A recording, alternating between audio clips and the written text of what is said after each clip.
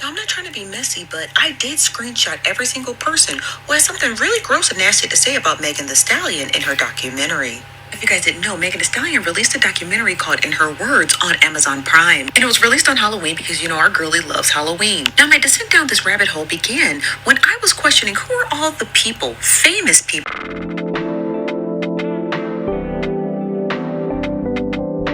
who has something smart to say about Megan Thee Stallion being viewed by Tory Lanez. It started off with this tweet. Now, somebody by the name of Tory said, "So I just finished Megan's documentary, and I gotta say, I'd be so embarrassed being one of the people who got their videos added for being a hater. Imagine being solidified in a documentary for being negative and miserable. OMG, hashtag In Her Word." I haven't watched the documentary, but I have it saved in my Amazon Prime because I'm going to wait till I get home to do so. But somebody had posted the clip of all the individuals who had something negative, gross, disgusting, and demonstrative to say about Megan Thee Stallion while they add and support for Tory Lanez. First up, the bald-headed clown from my city. Technically, he's not from my city. He's from Akron, and that's why he's doing some Akron stuff right here. Because nobody from Cleveland will be caught dead doing something like this, LeBron James. So in her documentary, Megan Thee Stallion had posted this clip of LeBron James' story from IG while he chuck and jived, and he had Tory Lanez tagged in this IG story. I'm just so embarrassed. I'm so glad you're not from Cleveland. I'm so embarrassed. And next, she put Chris Brown. First of all, we already knew Chris Brown was not a girl's girl. He's seen here with this Twitch streamer. I don't know who this is, but he looks familiar. But yeah, there go Chris Brown talking about Tory Lanez is the GOAT, free Tory Lanez, woo doo doo woo. But if you guys don't remember, just a couple months ago, he was posted at some outdoor show where he was playing Tory Lanez music from prison, his jail yard music or whatever. And we should have expected this from Chris Brown. Now this is Meek Mills, and he was doing some show, and he again doubles down and says free Tory Lanez, whatever. I don't have much to say about Meek Mills because he a bozo to begin with. So there's the clip. You already know. Another bald-headed clown saying some crazy stuff about Megan Thee Stallion. DJ Academics, baby, they on your neck already. So the fact that you got added to this documentary means that they gonna stay on your neck because child, already they coming for you for Young Thug, and now they gonna get ready to finish coming for you for Megan Thee Stallion. Not surprising, but P. Diddy, and he was doing a live stream with Tory Lanez. I'm not surprised. I'm quite literally not surprised by this mess. But imagine being on the wrong side of history and then it's being documented and archived forever. Now, what happens if Megan Thee Stallion wins an Emmy for this documentary? What then? What then?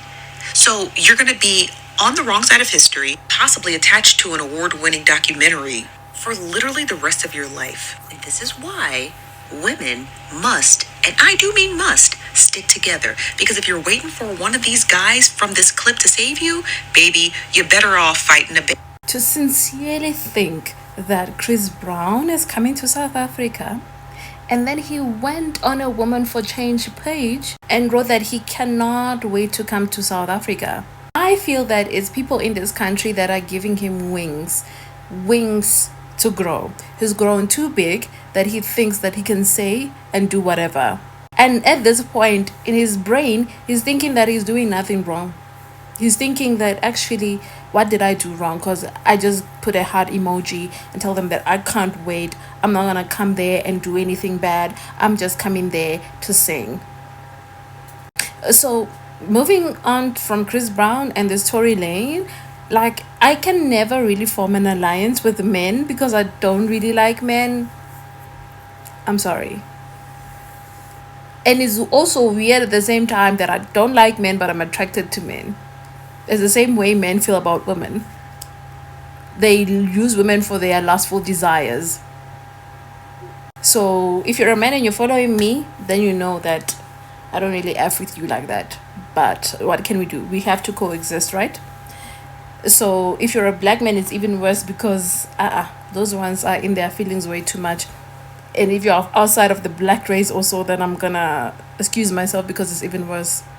Girl, if we being honest, Tory Lane music is not that good. It is not that revolutionary for us to be having this back and forth right now. The way that y'all are going so hard for Tory Lanez, you would think he was Chris Brown. You would think he was Lil Bow Wow.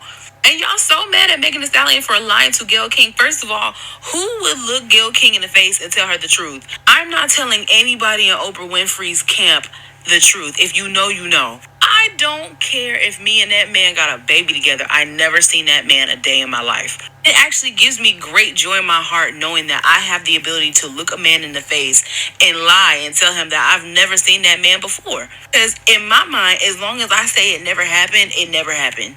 And if we being for real, any man under 5'5" doesn't even count. Y'all is really rallying behind Tory Luther King Jr.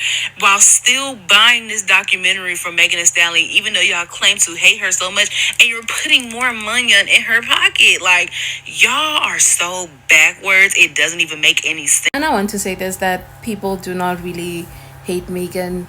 They just meant that they cannot really be Megan. They just want somebody to lash out on, and then Megan has to be that person for them. You know, she has to be that person that actually, we don't really like you. We don't like how comfortable you are. We don't like how confident you are. We don't like how you speak. We don't like that you do things and you don't follow the way. We don't like that you're making all this money. We don't like that you don't need us. That's what they don't like. They don't like the fact that they can control her, to silence her. Not that they don't like her, because if they had the opportunity to lay with her, they would. Megan Thee Stallion lying to Gayle King about being involved with Tory Lanez in any type of way is the realest thing that I've heard in a while. To be honest, who would want to come out there and be like, yeah, me and this guy are hooking up. Me and this leprechaun, angry, just a very, disturbing person of a man. And probably that internal thing within her that she knew she could do better than Tory Lanez. It's Miss Megan Thee Stallion. There's so much coming out from this documentary. I literally just started watching it, but from the things I've been seeing online, firstly, Tory called Megan to apologize for shooting her, and there's so many people here begging that this man be released. I really do feel like Megan Thee Stallion is thriving back to back. She got a lawsuit against someone. She got a documentary. She got all this going on for her all in 1 week. Also, can we talk about the fact that Megan only rarely recalls, hooking up with Tory Lanez, and says that she only hooked up with him or recollects hooking up with him when she's drunk out of her mind. I saw a tweet, and it was really asking the question on everybody's mind. If Tory Lanez is trying to be intimate with Megan Thee Stallion while she's drunk out of her mind, what does that make him? Let's just go ahead and get this out the way. We don't care that Megan Thee Stallion lied about sleeping with Tory Lanez. We don't. And that still don't make him innocent. And that has nothing to do with why he's behind bars. Now, I know y'all about to come with y'all think pieces, saying because she lied, that nothing she said had any validity, and that she put an innocent man behind bars. I just want to remind us, real quick, small detail. She didn't put that man behind bars. She didn't even call the police. She didn't even file a lawsuit against him. She did not even press charges against that man. He is in jail because he violated his parole. He was in the car with a firearm that he wasn't supposed to be around, whether or not you believe that he let it ring off. And nobody but him is to blame for being in a place that you weren't supposed to be in with a firearm you wasn't supposed to be around.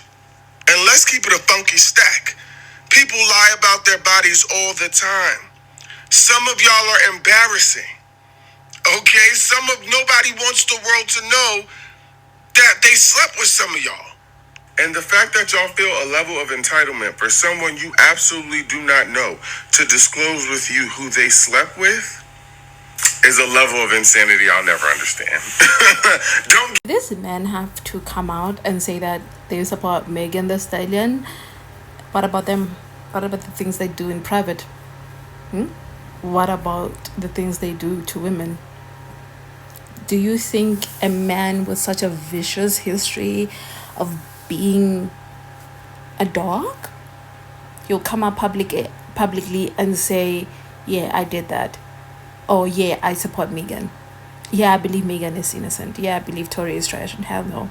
DJ Academics is one of those men. Like, you cannot expect any validity that comes out of his mouth. You cannot. And I don't understand why it even had to get to this point. It's just that I myself don't even entertain celebrities like that, because we have bigger things to worry about and bigger fishes to fry. This message is to black women and black women only. Okay? Stop giving your shit up to motherfuckers that don't give a fuck about you. Okay? The signs are there. The red flags are there. The fact that I just watched a documentary where these are men that are fathers of daughters, uncles of nieces, grandsons to grandmothers, sons to mothers, and even have women that are their fucking friends. And really told a woman, all because they like a motherfucking music, but y'all say y'all don't like dick, but you gonna let a motherfucking music change your perception as to how the fuck you see right and wrong?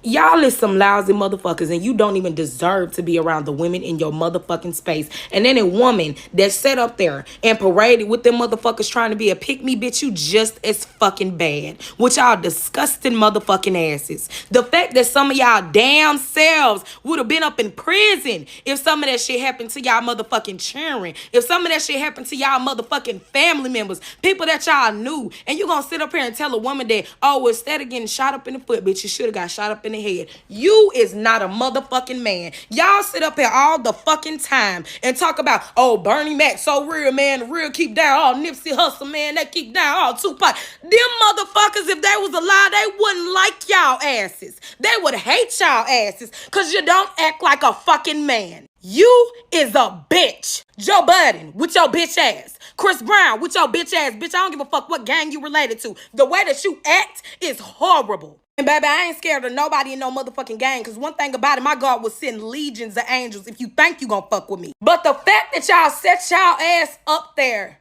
and literally bullied a woman because she told her side of the story when God gave y'all a chance to be a motherfucking man and you failed. If one of y'all asses would have defended that woman, you could have changed the way that black men respond to black women that go through shit like this every motherfucking day. You ought to be fucking disgusted with yourselves. You got daughters. You got fucking daughters. When I tell y'all I thank God every day for who he is, how he is, and where he stand. Because one thing about it, baby, my God ain't got to sit up here with a chain around his neck to try to prove dominance. My God ain't got to sit up here and deride the next person because he know who he is and he's him. He's the only him. That is the only person that y'all ass need to be looking up to. Want to look up to a motherfucker that dance and hit bitches. Want to look up to a bald ass motherfucker that was finna get jumped by 3 motherfuckers and sat up here with his scary ass. After all that talking shit, now you want to bow down, bitch. No, take the ass whooping. Disgusting ass motherfuckers. You are a fucking disgrace. And black women, stop fucking these motherfuckers. Go find you somebody, bitch. I don't give a fuck if you gotta go fuck somebody outside your race if it means that they respect you and give a fuck about your life. As long as you ain't laying up in the bed with one of these motherfuckers that clearly don't give a fuck, especially if it came to somebody that they like, oh, bitch, we gotta do better. Motherfucker, you got a video on your page right now telling some you used to be a Satanist and a damn devil worshiper. Telling somebody defended Megan. Bitch, you defended the fucking entity that is the reason that the world is so fucked up right now. And I'm pretty sure as a Christian, you don't want somebody to hold that against you. You talking somebody lying. Yeah, you mean the lie where she was trying to defend a fucking black man that inflicted fucking harm on her ass and didn't give a damn about her ass, but she just did not want to see him go to jail so bad that she said that she stepped on fucking glass. And the doctors was like, baby, these is bullet fragments, not no motherfucking glass. You mean that lie? Or do you mean the lie where she had to sit up on TV with the fucking interviewer that was supposed to be questioning her about what the fuck had happened? That traumatic ass event. And people was more worried about who the fuck she was fucking. Talking about some defending Megan, bitch, and you was defending demons. Stop playing with me. I watched the Megan Thee Stallion documentary, and while everyone's talking about the Tory situation, the thing that I couldn't get my mind off is the fact that there's no mention at all of the Nicki collab. And don't get me wrong, I definitely understand why she would not want to bring that lady's name up, because it probably would cause more drama and no one wants to deal with that. But at the same time, I just hate that for her. And I think that sucks because you're talking about your journey and your come up. And she's talking about the Beyonce collab and the Cardi collab. But the Nicki collab came first, you know? That's And it's every rap girl's dream collab, and that is your story, and you can't even tell your story the way you want to tell your story because it's gonna be a whole lot of mess, and we all know that it's gonna be a whole lot of mess if any of that was mentioned. And a part of me wonders if she talked about it but then cut it out later after more recent events happened, because there was that clip from the Hot Girl Summer music video. So I'm like, damn, like maybe she did talk about it and then stuff got way too wild and she's like, you know what, let's just cut it all together because I don't want no more drama.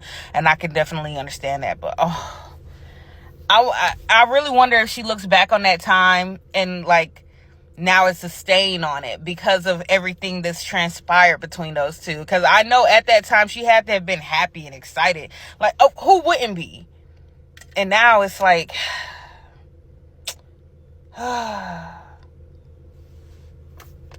Megan Thee Stallion just released a song in which she says, I quote, "Winning so much they thinking it's rigged. Never thought I would do it this big. I'm the youngest, owning her masters. Itches old as bleep, still stuck in a deal," or something to that extent. You know, back in 2020, Lil Wayne sold Nicki Minaj's masters for $100 million to Universal Music Group. Now she never did a 360 deal. She didn't sign a 360 deal, so she's not stuck in a deal, but she does not own the right to her masters. Now, Megan, on the other hand, she was one of the first, if not the only artist who have made a unique deal with Warner Music Group, or I think it's called Warner Brothers Music Group, where she owns her masters, but she still gets help from the music group as far as production and promoting her album and having them push it to radio stations. But she's not in like any type of record deal with them. Well, essentially the steps she took was she went from being an independent artist to having creative control to being ownership of her masters. Then she created Hot Girl Productions, and then she went on to create this unique deal that I don't think any artist has ever ventured out to even try and attempt to do with Warner Music Group, by having a deal with them saying, hey, you know, you promote my music, you push it to the radio stations, you get it on commercials, you get me on commercials, but I still own the rights to my music. I still have the masters to my music. And they were like, deal. She's a fucking genius.